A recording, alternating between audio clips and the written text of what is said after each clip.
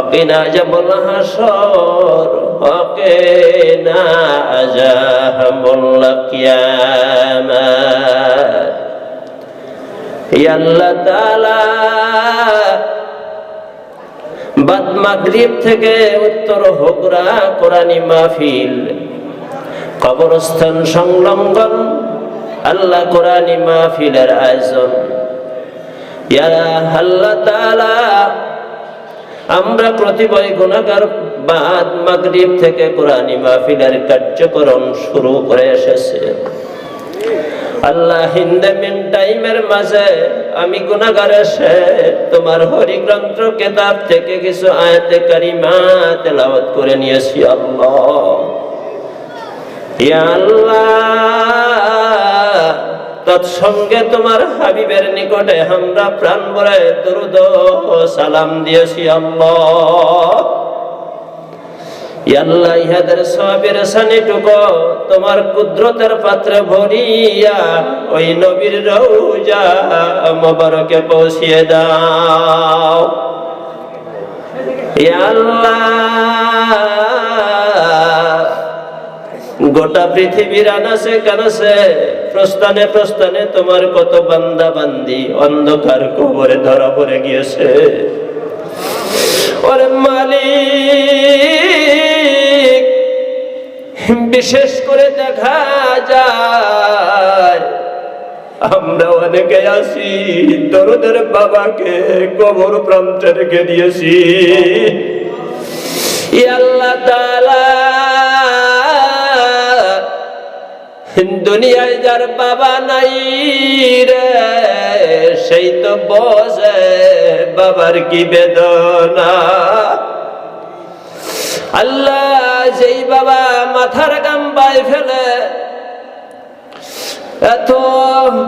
কষ্টের বিনিময়ে সন্তানকে ভালোবাসলেন মোহব্বত করলেন লালন পালন করলেন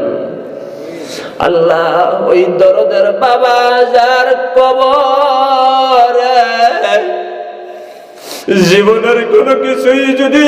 তোমার দরবারে পছন্দনীয় না হয় সন্তানদের হাতকে কেন্দ্র করে নিয়ে ওই বাবার কবরখানা তুমি জান্নাতের অংশ করে দাও ইয়া আল্লাহ তাআলা বিশেষ করে দেখা যায় আমরা অনেকেই জনম দুঃখী মা কবরে রেখে দিয়েছি রব্বুল আলামিন যেই মা আমাদেরকে 10 মাস 10 দিন মা কত কষ্ট করে পেটে বোঝা বাইলেন 2.5 বছর পার হয়ে গেল মা তার স্তনের দুধ মোদেরকে প্রাণ করালেন ইয়া আল্লাহ জীবনের কোনো কিছুই যদি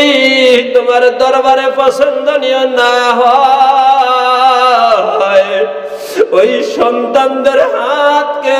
উসিলা করে নিয়া এই কোরআনী মাহফিলকে কেন্দ্র করে নিয়া ওই মায়ের কবর জান্নাতের অংশ করে দাও